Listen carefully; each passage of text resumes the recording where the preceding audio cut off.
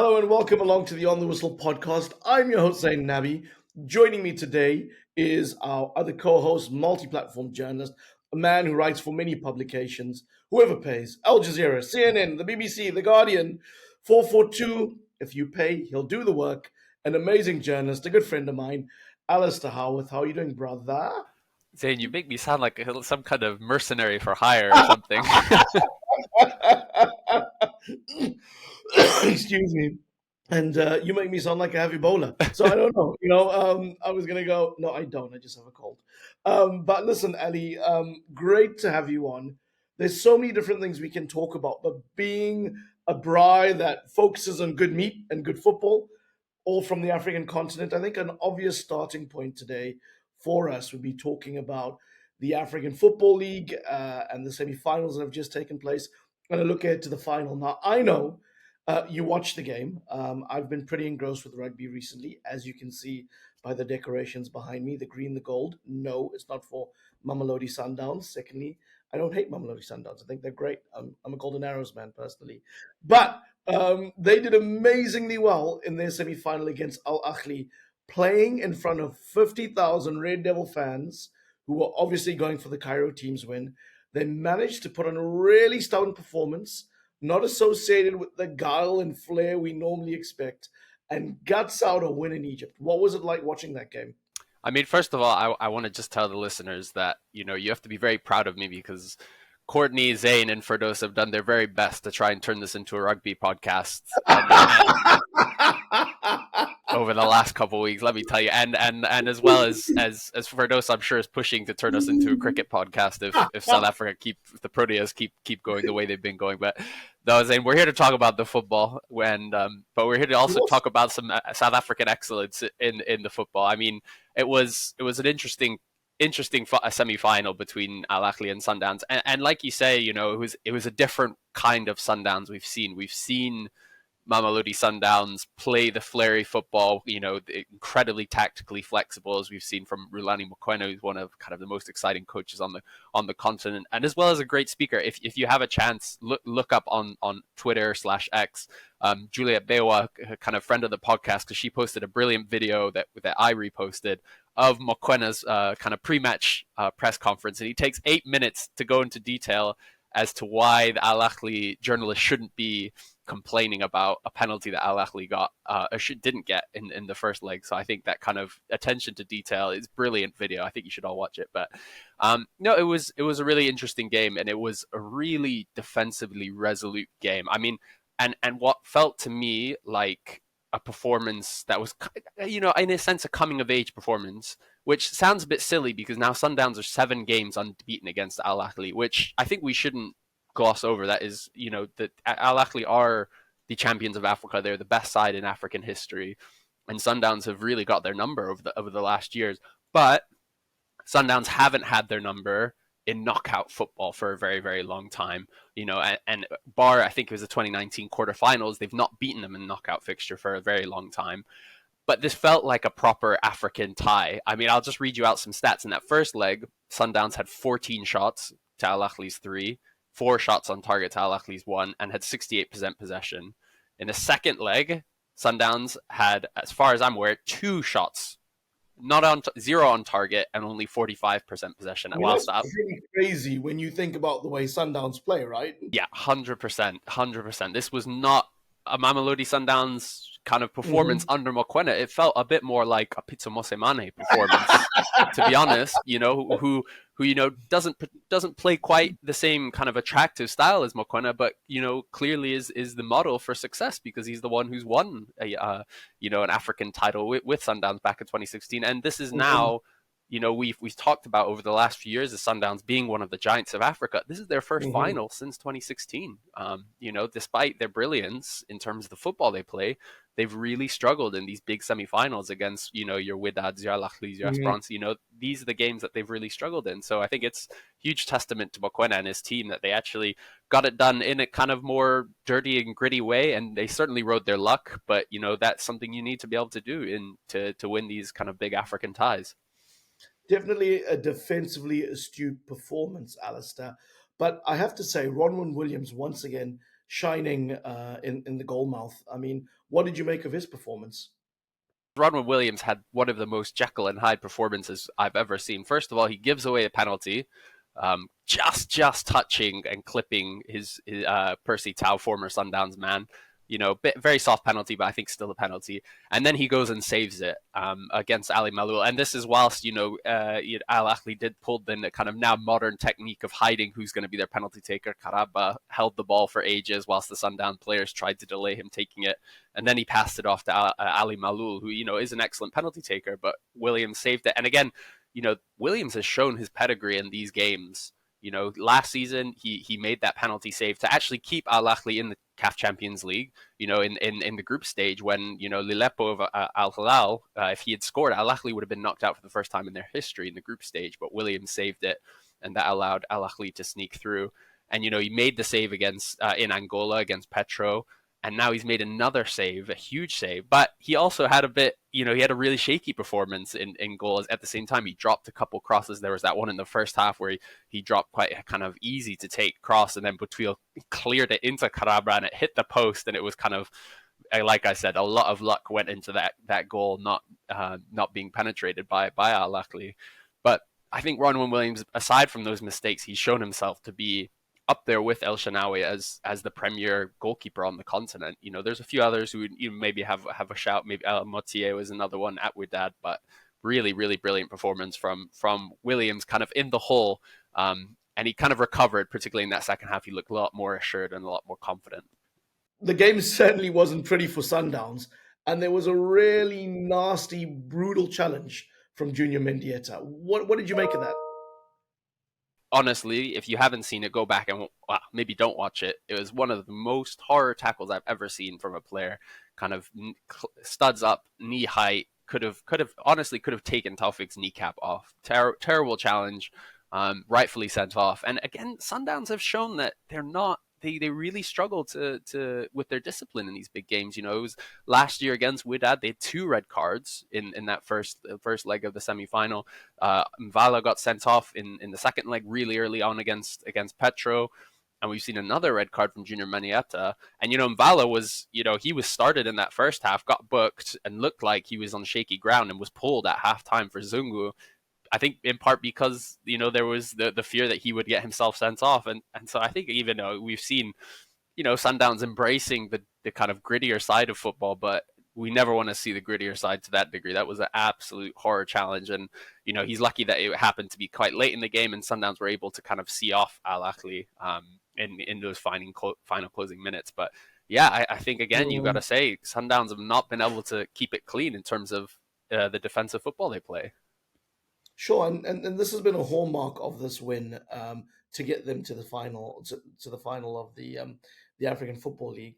I guess my question to you is: do you think Mokoena will adapt his tactics and return to Mokoena ball the way he normally plays, or is that something that'll probably be reserved for league play?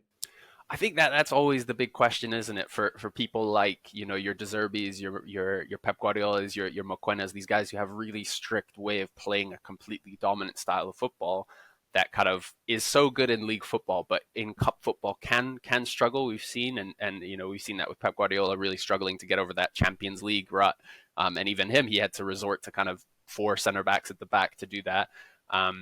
And yes, and I think we've seen that last year in their away game against Wydad. I think Sundowns were brilliant at nullifying Wydad, but through their style of football, keeping the ball, pressing high, and it was a remarkable performance, being down to 10 men for one half and, down to 9 men for a couple minutes even, after Allende got sent off. But I do think that we'll see a different side of Sundowns. I think, as we'll get onto in a minute, I think it's also because Wydad are in a much stronger position this season than they were last season. I think last season it was quite a poor Wydad side, a shadow of Walid Regragi's team. And so Sundowns were able to impose themselves a bit more, but I don't think they're going to have it their way as much this time around. Sure. Well, Wydad Casablanca playing Esperance in the other semi. I mean, this is a game that was certainly, in many cases, a far more feisty affair, given the history that exists between these clubs, right? 100%. I mean, this is the first time the teams met since that infamous CAF Champions League final back in 2019, where, for those who don't remember, Wydad and Esperance were both in the final in 2019. Esperance, the holders of the Champions League, they played the first leg in Casablanca, drew 1-1.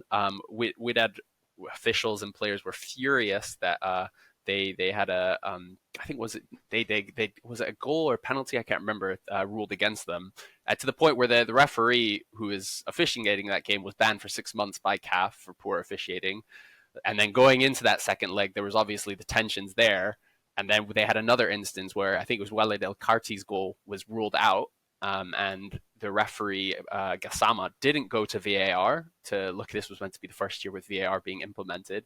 Didn't use it, ruled out his goal, and the Wydad players walked off. And we had a 2-hour gap almost of play not happening because the Wydad players refused to go back on before the game was eventually awarded to Esperance, who were 1-0 up, and so were handed the Champions League trophy essentially. And then in retrospect, it was then later revealed that the VAR technology wasn't working, and that's why he didn't refer to VAR. And so it was just an absolute mess. So I think there's been a lot of kind of bad blood between the two teams, between the two sides. And then there was lots of kind of reporting over the last week of, Esperance fans getting in trouble in Casablanca, some scenes of violence, and then counter reports of, again, here in Rades, of Wydad fans, the away fans, being kind of some instances of violence shown against them. And so there was a lot of bad blood between these two teams, two very proud, very, very successful North African teams. And so, yeah, it was a very feisty affair, very emotionally charged affair. So certainly lots going on off the field. How was the match itself? I think it was a bit more of a kind of, I would say, North African, late Champions League stage kind of match. The Ahly Sundowns game was surprisingly open despite it being 0-0, particularly that first half. Whereas this was quite a dull affair, I'm not going to lie. Particularly the first half, Esperance kind of very much the dominant side, trying to create chances. The first leg in Casablanca was a lot more open. Both sides had plenty of chances. But Esperance knocking at the door, and eventually in the second half they broke through with Rodrigo Rodriguez, who had a couple huge opportunities in that first leg to score, and he didn't. But he gave them the lead, the 1-0 lead. But Wydad did well. They were defensively disciplined, really shut down Esperance, and kind of held out for that 1-0, which took, and in CAF competitions there is no extra time. We go straight to penalties, and then poor Rodrigo Rodriguez turned from hero to back to villain when he missed the only penalty that was missed in the shootout, and Wydad went through, winning 5-4 on penalty. So it was a much more kind of stodgy affair, I guess would be the word that I would use, but a really, really solid performance from Wydad, particularly kind of holding out for just the 1-0 loss and for those penalties. Sure, and before we head to this final preview, right, which is going to be incredibly exciting, I wanted to just remind people that you can please post comments, ask us questions, find us on our social media handles like OTW_podcast on Twitter and Instagram, or if you're consuming on Facebook or YouTube, just search for the On the Whistle podcast. You search, you find us, you'll see what we have. And I know this isn't related to what we're doing today, Alasdair, but I just wanted to read a comment from one of our viewers, and this was from Enshlanshla Manana. Enshlanshla had found our vintage podcast on Fani Medida that Courtney had done. Remember, we don't call things old; we call them vintage on the Whistle because they're all evergreen. And Enshlanshla said, "Fani Medida, what a great player he was. I remember the header he scored in the 1991 Castle Challenge final. Definitely a player for the big occasion." And wow, I mean, this comment only came in recently, but that podcast is well over a year. And you'll find in our archive a whole bunch of great content with legends, newsmakers, up and coming stars and stars. So please go and watch and tune in. And one more comment that will make us both feel good, Alasdair, was from Kamoya17. Kamoya said, "Thanks for this podcast. It's so important our stories are told and preserved," which is what we're doing right now. We are being a reference point in history for the first African Football League tournament and final. So, without further ado, let's look forward to this final. There's no rest for the sides. They go straight to Morocco for the first leg of the final. How are you feeling about the match, Ali?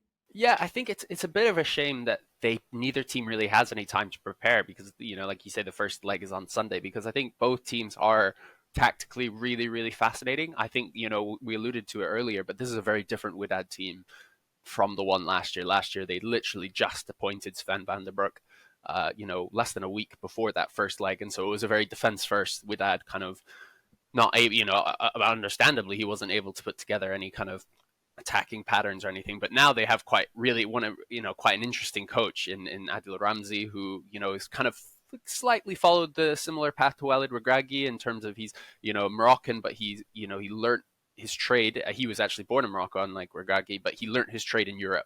He spent most of his career as a player in the Netherlands as well as a few other countries in Europe, and he's been in the Netherlands ever since he retired, pretty much. And most of his coaching career, rather, I should say. And he spent the last 6 years at PSV, at Eindhoven, one of the top Dutch clubs, both as an assistant manager in the first team, but as well as coaching the youth teams. And so, he's really got a lot of, that Dutch, not only that Dutch philosophy, but quite, like PSV, quite kind of innovative, more modern ways of playing football. The idea of having the box midfield, which has been quite in vogue the last kind of 12 to 24 months, as well as, inverting fullbacks, things like that. Which is very kind of up Rulani Mokoena street. And so I think this is going to be a far more interesting tactically tie than the one we saw last year, because he's actually been able to implement some of this. They're definitely not a finished article. They're not the same team that they were under Regragui, but they are, a far more interesting proposition, I would say, than they were last season. So I think it's going to be really interesting. I don't think the semifinals are going to play out the same way they did last year. I don't think Sundowns, because last year it really felt like Sundowns were the much So you're better team. expecting a very different game, right? 100%. I think last year we saw that Sundowns was the better side over the two ties, and Wydad kind of by hook and by crook and through Sundowns' mistakes got through it, on away goals. And that's not to say that that's a bad way of going about it. That we've seen that's a tried and kind of very successful way of getting wins on the continent in these knockout ties. But I think we're going to see a far more progressive style of football from Wydad. So I think it's going to be very fascinating. But again, like I said, these teams are, Sundowns are flying straight from Cairo to Morocco. These teams have no time to prepare. They've had no time to know who they're playing in the final. So that's where it's a bit of a shame. So I think this might be quite an attritional affair in the first leg, because like traveling from from South Africa up to Cairo, then to Morocco, or from Morocco to Tunisia and back, and then playing a game again 4 days later, 3-4 days later, that's going to take its toll. Fortunately for the second leg, we do have a week's break, and so I think we might see a bit more chance for them to get their ideas. But I think it'll be a really good final. Absolutely. And listen, in many ways, the other side to this coin, Alasdair, is the tournament needs to get going. This is a demo model in many ways. It's 8 teams. It's looking to see what the logistics will be like, what crowd support will be like, and if they can get it going. And listen, we can have different opinions on if this is the right way for African football to go, but sometimes you've just got to do it to see what happens. So certainly hoping that we get a good product in the two-legged final. I'm sure there'll be lots of drama, lots of talking points, and when the dust settles, a good chance for us to dissect.